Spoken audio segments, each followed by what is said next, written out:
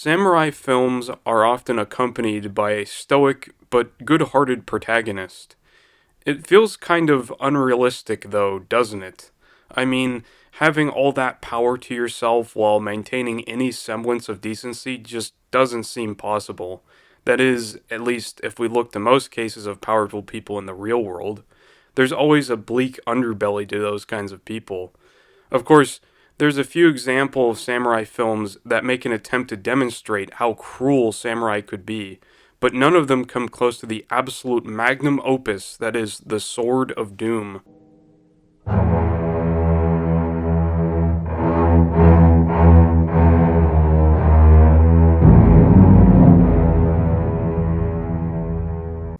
Protagonists can often make or break a story. Most stories tend to stick with a safe and sometimes a little bland protagonist. Sometimes they might be a full on hero, and other times they're an anti hero. It makes sense. People naturally want to root for the main character, but that is not such a case with Ryunosuke. That immediately makes him more interesting off the bat, but he's so refreshingly honest. There's no hiding his intention. He literally tells you who he is within the first couple of minutes. He only trusts himself without a concern with acting morally to others. That's really about all there is to his character, and honestly, that's fine. Not every protagonist needs to be super complex to be interesting. As someone who's interested in psychology, I found myself fascinated by him and wondered what made him who he is. Given how shitty feudal Japan could be, I'd assume that would be the source of his sociopathy. You also have to give Tatsuya Nakadai credit for playing his part to absolute perfection. Everything from his slow, meticulous movements to his chilling voice is dead on. His thousand-yard stare is one of the most scary in cinema history. There's literally nothing behind those eyes. His cruelty and sheer nihilism is reflected within the plot. There's so much backstabbing and instances of gruesome violence. For a film that was made in 1966, it does not hold back on the carnage. We're talking dismemberment and cutting someone's eyes until they wail in agony here.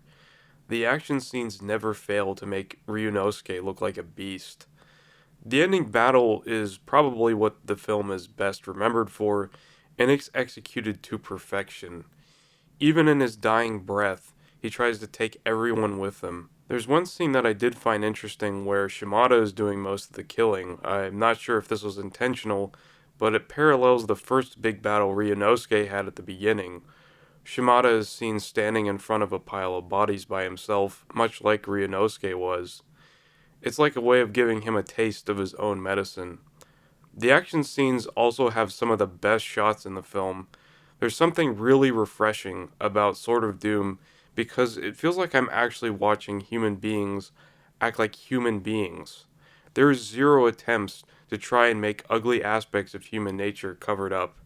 It's entirely raw and real, and there isn't much levity granted to our characters outside of some brief interactions with Omatsu. I never really got too much of a heavy-handed message from the movie. The ending segment essentially is his past coming back to haunt him. It literally goes full circle with Omatsu being revealed that she was the one who met him on that fateful day. The film also delves into Buddhism, and its name is even derived from it.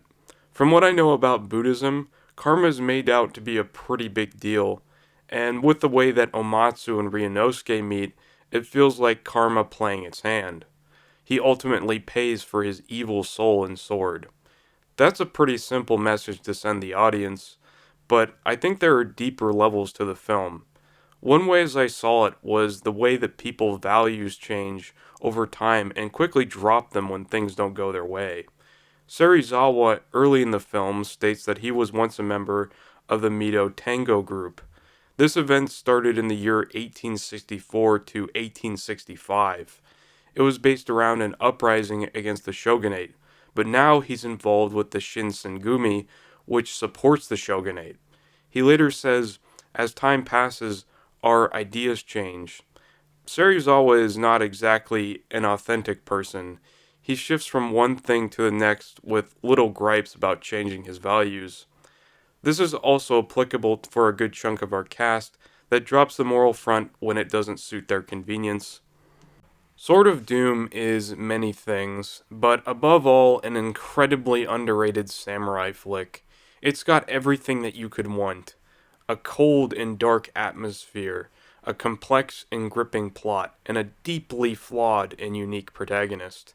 It's a standout film that deserves more credit. It's really a shame not too many other movies followed in its footsteps, but that just means it's one of a kind.